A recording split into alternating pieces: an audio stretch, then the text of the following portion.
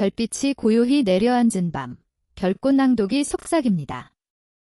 한강의 물결, 대학로의 벚꽃, 설악산의 전설 속에서 추리와 로맨스, 판타지가 피어납니다. 이 아늑한 다락방에서 당신의 마음을 흔드는 이야기를 함께 들어볼까요? 에메랄드빛 바다와 거친 현무암이 어우러진 섬, 제주. 이곳의 바람과 파도는 수많은 이야기를 품고 있습니다. 캔버스에 바다를 담는 외로운 화가와 거친 바다에 몸을 던져 삶을 길어올리는 해녀. 두 사람의 사랑은 제주의 자연처럼 강렬하고 아름답지만 곧 거대한 폭풍의 시험을 마주하게 됩니다. 서울의 빽빽한 빌딩 숲과 숨막히는 회색빛 도시를 떠나 화가 지석이 제주에 내려온 지 어느덧 3달째가 되어가고 있었다. 그에게 제주는 도피처이자 마지막 희망이었다.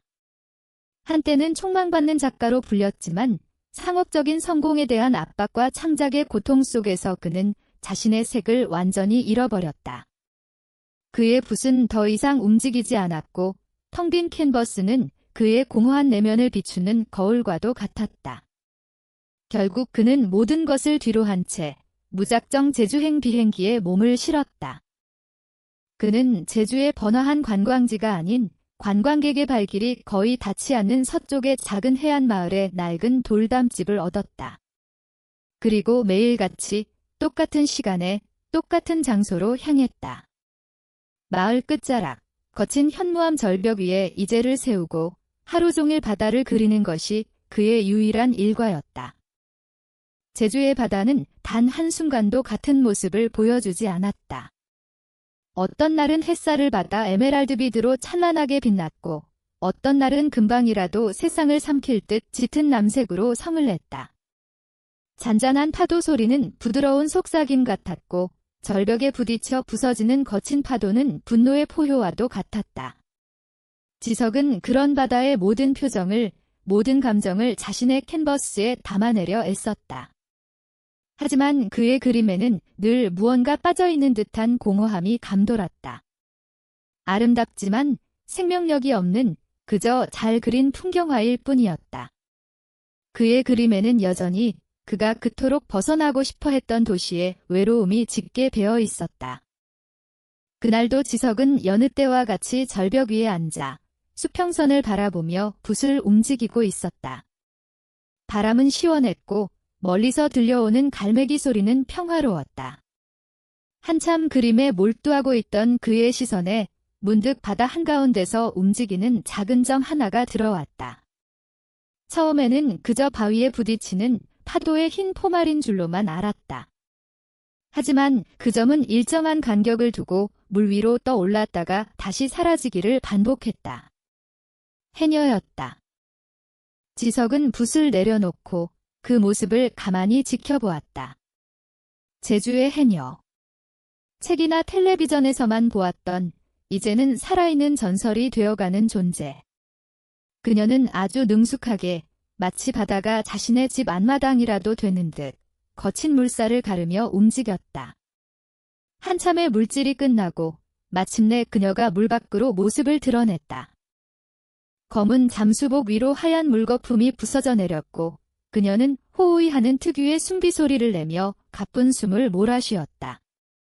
그리고 자신의 몸만 한 망살이 그물을 끌고 그가 앉아있는 절벽 아래의 평평한 바위 위로 올라왔다. 지석은 자신도 모르게 숨을 죽였다. 그녀는 생각보다 훨씬 젊었다.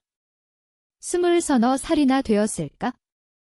젖은 머리카락은 미역처럼 얼굴에 달라붙어 있었지만 그 사이로 보이는 얼굴은 꾸밈없이 맑고 깨끗했다. 무엇보다 그를 사로잡은 것은 그녀의 눈빛이었다. 방금 전까지 거친 바다와 사투를 벌였다고는 믿기지 않을 정도로 그 눈은 깊고 투명했다. 그 안에는 제주의 바다를 그대로 옮겨놓은 듯한 강인한 생명력과 순수함이 함께 담겨 있었다. 그녀는 지석의 존재를 눈치채지 못한 듯 바위 위에 걸터앉아 망사리 안의 소라와 전복들을 정리하기 시작했다. 햇볕에 그을린 건강한 팔과 소금기에 절어 거칠어진 손마디. 그녀의 모든 것은 지석이 살아왔던 세상과는 너무나도 달랐다. 그의 세상이 인공적이고 세련된 회색빛 도시였다면 그녀의 세상은 자연 그대로의 날 것과 치열한 생명력으로 가득 차 있었다. 지석은 순간 붓을 들고 그녀를 그리고 싶은 강렬한 충동에 휩싸였다. 그녀야말로 자신의 텅 빈 캔버스를 채워줄 마지막 조각이라는 강한 예감이 들었다. 그녀의 강인함, 그녀의 순수함, 그리고 그녀의 눈에 담긴 저 깊은 바다.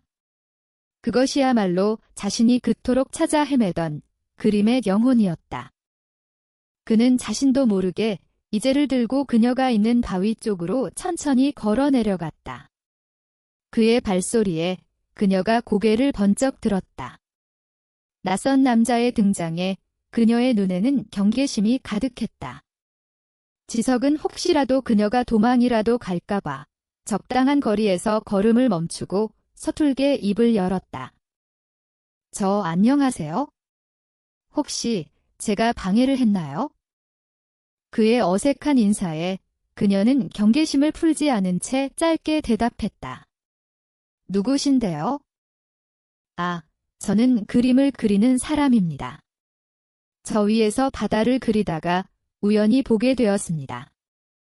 정말 대단하시네요. 저 거친 바다에서. 지석은 자신이 무슨 말을 하는지도 모른 채 두서없이 말을 쏟아냈다. 그녀는 그런 그의 모습을 가만히 쳐다보다가 이내 피식 하고 작게 웃음을 터뜨렸다. 그 웃음에 두 사람 사이에 어색했던 공기가 조금은 부드러워졌다. 대단할 거 뭐 있나요? 그냥 먹고 살자고 하는 일인데요, 뭐. 그녀의 목소리는 조금 무뚝뚝했지만 그 안에 담긴 억양은 제주의 바람처럼 부드러웠다. 그렇게 두 사람의 인연은 시작되었다. 지석은 매일 그녀가 물질을 마치고 나오는 시간에 맞춰 절벽 아래로 내려갔다. 그는 그녀에게 도시의 이야기를, 자신이 그림을 그리게 된 이유를, 그리고 지금 느끼는 절망감에 대해 솔직하게 털어놓았다. 그녀는 말없이 그의 이야기를 들어주었고 가끔은 무심한 척 따뜻한 위로의 말을 건넸다. 그녀의 이름은 소라였다. 이름처럼 그녀는 바다를 닮은 사람이었다. 그녀는 지석에게 바다의 이야기를 들려주었다. 물때를 읽는 법, 파도의 성질을 아는 법, 그리고 바다가 허락하는 만큼만 욕심내야 한다는 해녀들의 오랜 지혜에 대해서. 그녀의 이야기는 지석에게 새로운 영감이 되었다. 그는 더 이상 외로운 바다만을 그리지 않았다. 그는 그녀를 통해 바다와 함께 살아가는 사람들의 치열한 삶과 그 안에 담긴 경외로운 생명력을 그리기 시작했다. 파도 소리를 배경으로 두 사람의 마음은 서서히 서로에게 스며들고 있었다.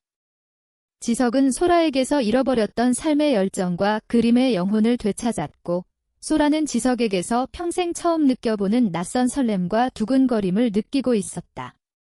거친 제주의 바다는 그렇게 두 외로운 섬을 하나로 이어주는 운명적인 파도를 보내고 있었다.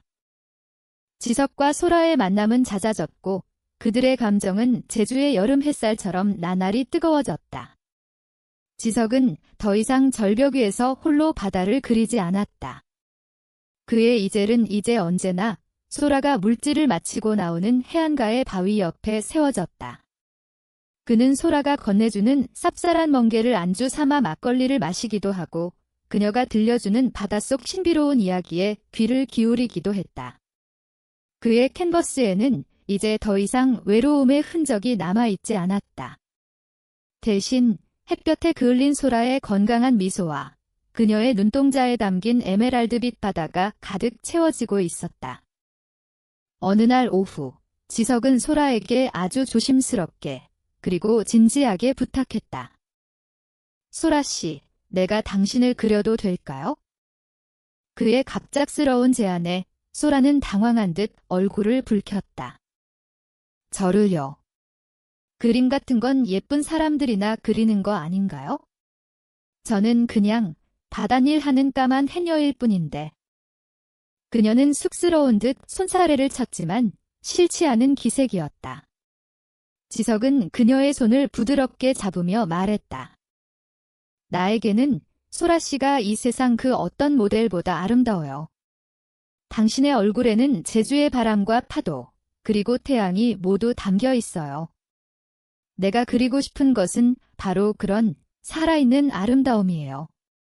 허락해 줄 수 있나요? 내 모든 마음을 담아서 당신의 모습을 캔버스에 영원히 남기고 싶어요. 그의 진심 어린 눈빛에 소라는 마침내 수줍게 고개를 끄덕였다. 그렇게 두 사람의 특별한 약속이 시작되었다.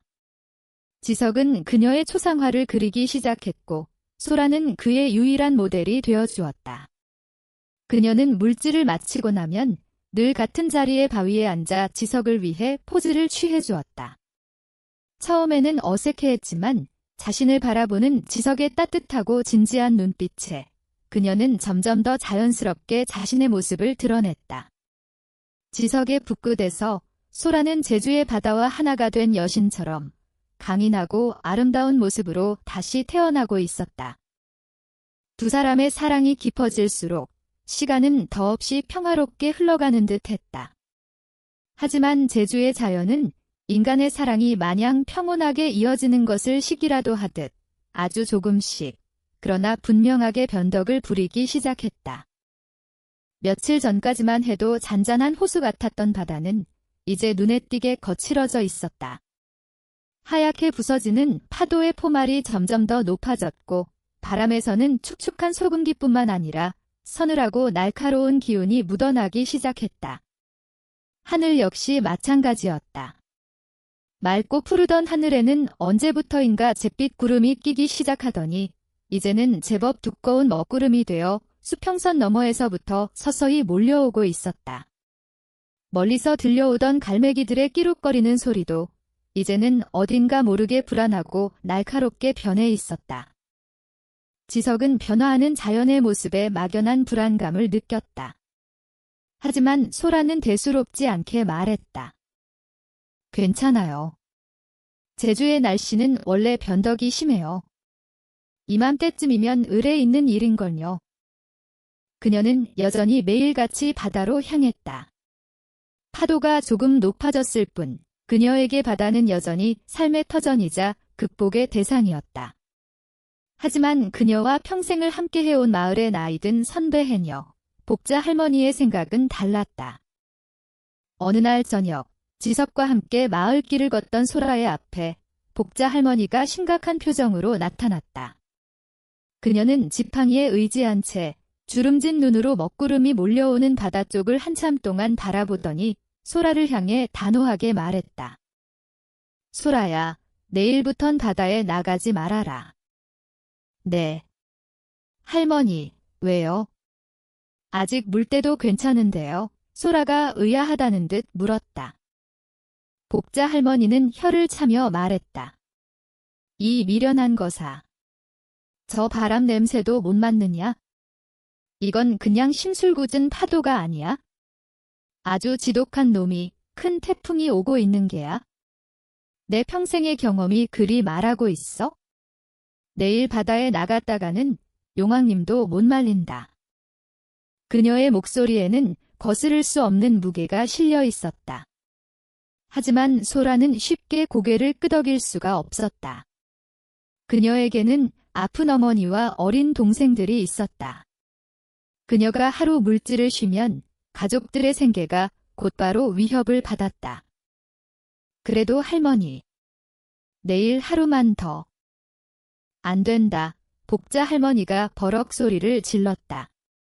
목숨보다 더 중요한 것이 어디 있단 말이냐. 욕심 부리지 마라. 바다는 허락하는 만큼만 가져가야 하는 법이야. 복자 할머니는 그 말을 남기고 절뚝거리며 다시 어둠 속으로 사라졌다. 그녀의 경고는 불길한 예언처럼 두 사람의 마음을 무겁게 짓눌렀다. 지석은 소라의 손을 잡으며 간절하게 말했다. 소라 씨, 할머니 말씀 들어요. 내일은 나가지 마요. 위험해요. 내가 있잖아요. 내가 어떻게든. 하지만 소라는 그의 말을 가로막으며 고개를 저었다.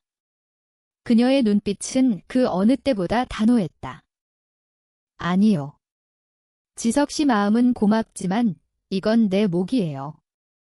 우리 가족의 생계는 내가 책임져야 해요. 괜찮을 거예요. 정말 괜찮을 거예요. 내일 아침 아주 잠깐만 들어갔다 나올게요. 약속해요. 그녀는 애써 웃어 보였지만 그 미소 뒤에 숨겨진 불안과 책임감의 무게를 지석은 느낄 수 있었다. 깊어지는 두 사람의 사랑 위로 거대한 폭풍의 그림자가 서서히 그리고 분명하게 다가오고 있었다. 평화롭던 제주의 바다는 이제 두 사람의 사랑을 시험에 들게 할 가장 거칠고 잔혹한 얼굴을 준비하고 있었다. 그날 밤 지석은 뜬 눈으로 밤을 지새웠다. 창문을 때리는 거친 비바람 소리는 마치 거대한 짐승이 울부짖는 소리처럼 들렸다. 복자 할머니의 경고는 현실이 되었다. 태풍은 예상보다 훨씬 더 빠르고 맹렬한 기세로 제주를 덮치고 있었다. 그는 불안한 마음에 몇 번이고 소라에게 전화를 걸었지만 그녀는 받지 않았다. 아마도 곤히 잠들어 있으리라. 내일 아침에는 절대 바다에 나가지 않을 것이라고 그는 애써 스스로를 위로하며 그녀를 믿고 싶었다. 하지만 새벽녘이 되자 그의 불안은 결국 현실이 되었다. 동이 트기도 전인 이른 새벽, 그의 돌담집 문을 두드리는 소리가 들렸다. 문을 열자 비바람에 흠뻑 젖은 소라가 검은 잠수복 차림으로 서 있었다. 그녀의 얼굴은 하얗게 질려 있었지만 그 눈빛만큼은 흔들림 없이 단호했다. 소라 씨, 이 미친 날씨에 지금 뭐 하는 거예요? 지석이 소리쳤다. 미안해요. 지석 씨, 하지만 다녀와야겠어요. 소라가 떨리는 목소리로 말했다. 파도가 더 거세지기 전에 아주 잠깐만, 정말 잠깐만 있다가 나올게요. 이게 마지막이에요. 약속해요. 안 돼요. 절대 안 돼. 이건 미친 짓이야. 지석은 그녀의 팔을 붙잡고 필사적으로 말렸다. 그녀의 가녀린 몸이 폭풍우 앞에 촛불처럼 위태롭게 느껴졌다. 하지만 그녀는 그의 손을 뿌리치고 오히려 애써 미소를 지어 보였다. 걱정 말아요. 나는 평생을 바다와 함께 살아온 해녀예요. 이 정도 파도는 아무것도 아니에요. 대신 돌아오면 우리 그림 마저 완성해요. 지석 씨가 그려주는 내 모습, 아주 예쁘게 완성된 걸 보고 싶어요. 그 말을 남기고 그녀는 뒤도 돌아보지 않은 채 미친 듯이 울부짖는 바다를 향해 달려갔다. 지석은 그녀의 뒷모습을 망연자실하게 바라볼 수밖에 없었다. 그녀의 고집을, 그리고 그녀의 어깨를 짓누르는 삶의 무게를 그는 꺾을 수가 없었다. 소라가 시야에서 사라지자마자 태풍은 마치 기다렸다는 듯이 절정으로 치닫기 시작했다. 하늘은 칠흑 같은 어둠에 잠겼고 번개가 성광처럼 터지며 세상을 하얗게 밝혔다. 비는 옆으로 퍼붓기 시작했고 바람은 모든 것을 날려버릴 듯이 거세게 몰아쳤다. 지석은 미친 사람처럼 그녀가 사라진 해안가를 향해 달렸다. 집채만 한 파도가 쉼없이 밀려와 그가 늘 이제를 세우던 현무암 절벽을 집어삼킬 듯이 부딪혀 부서졌다. 바다는 분노한 신처럼 모든 것을 파괴하고 있었다. 그는 목이 터져라 그녀의 이름을 부르짖었다. 소라야. 안 돼. 제발 돌아와. 하지만 그의 애타는 절규는 모든 것을 삼켜버리는 거대한 폭풍의 소음 속에 무력하게 묻혀버렸다. 그는 아무것도 할 수 없었다. 그녀를 위해 해줄 수 있는 것이 아무것도 없다는 무력감이 그를 절망의 가장 깊은 곳으로 끌어내렸다. 그는 비바람이 몰아치는 해안가에 주저앉아 그저 검은 파도만을 바라보며 울부짖을 뿐이었다. 얼마나 시간이 흘렀을까? 절망 속에서 허우적거리던 그의 뇌리에 번개처럼 한 가지 생각이 스쳐 지나갔다. 소라의 마지막 말 돌아오면 우리 그림 마저 완성해요. 그림. 그녀의 초상화. 그는 자리에서 벌떡 일어났다. 그리고 자신의 작업실을 향해 다시 달리기 시작했다. 작업실은 이미 비바람에 엉망이 되어 있었다. 창문은 깨져 있었고 빗물이 들이쳐 바닥은 물바다가 되어 있었다. 하지만 그는 아랑곳하지 않았다. 그의 시선은 오직 방 한가운데에 덩그러니 놓여있는 미완성의 캔버스에 고정되어 있었다. 캔버스 속의 소라는 마치 살아있는 것처럼 그를 바라보고 있었다. 배경은 거의 완성되었지만 가장 중요한 그녀의 얼굴, 특히 그녀의 눈동자는 아직 그려지지 않은 채 비어 있었다. 지석은 떨리는 손으로 팔레트와 붓을 집어들었다. 그는 지금 자신이 무엇을 해야 하는지 알 수 있었다. 그는 더 이상 무력하게 기다릴 수만은 없었다. 그가 그녀를 위해 할 수 있는 유일한 것, 그것은 바로 이 그림을 완성하는 것이었다. 그는 붓을 들고 캔버스 앞에 섰다. 그리고 그녀의 얼굴을 그리기 시작했다. 그의 손은 더 이상 떨리지 않았다. 그의 눈에서는 뜨거운 눈물이 쉴 새 없이 흘러내려 팔레트 위의 물감과 뒤섞였다. 하지만 그의 붓끝은 그 어느 때보다 섬세하고 정확하게 움직였다. 그는 그녀의 미소를 그렸다. 쑥스러운 듯 하지만 따뜻하게 웃던 그녀의 미소. 그는 그녀의 눈을 그렸다. 제주의 바다를 그대로 담고 있던 맑고 깊고 강인했던 그녀의 눈동자. 그는 단순히 그녀의 겉모습을 그리는 것이 아니었다. 그는 자신의 모든 마음을, 그녀를 향한 모든 사랑과 그녀가 무사히 돌아오기를 바라는 간절한 기도를 물감 하나하나에 담아 캔버스 위에 쏟아내고 있었다. 그의 붓질은 기도가 되었고 그의 눈물은 물감이 되었다. 캔버스 속의 소라는 점점 더 생생하게 살아나기 시작했다. 그녀는 더 이상 미완성의 그림이 아니었다. 그녀는 폭풍 속에서도 희망을 잃지 않는 강인하고 아름다운 제주의 여신이 되어가고 있었다. 거친 폭풍이 모든 것을 삼킬 듯 울부짖는 제주의 밤, 바다로 사라진 소라와 그녀의 무사귀환을 빌며 눈물로 그림을 완성해 나가는 지석. 과연 그의 간절한 기도는 저 거친 파도를 넘어 그녀에게 닿을 수 있을까? 그리고 캔버스 속의 소라는 다시 그의 앞에 웃으며 나타나 줄 수 있을까? 두 사람의 운명은 이제 오직 거칠고 변덕스러운 제주의 바다만이 알고 있었다. 거친 폭풍이 모든 것을 삼킬 듯 울부짖는 제주의 밤, 바다로 사라진 소라와 그녀를 그리며 간절히 기도하는 지석. 과연 그의 기도는 닿을 수 있을까요? 파도는 그들의 사랑을 갈라놓을까요? 아니면 더욱 단단하게 만들어줄까요? 두 사람의 운명은 이제 제주의 바다에 달려 있습니다. 별꽃낭독의 이야기가 당신의 마음에 별빛처럼 남았기를. 한옥의 등불 아래 사랑과 비밀, 진실의 메아리가 울립니다. 구독과 좋아요로 다음 여정을 함께해요. 별꽃낭독이 당신의 밤을 수놓겠습니다.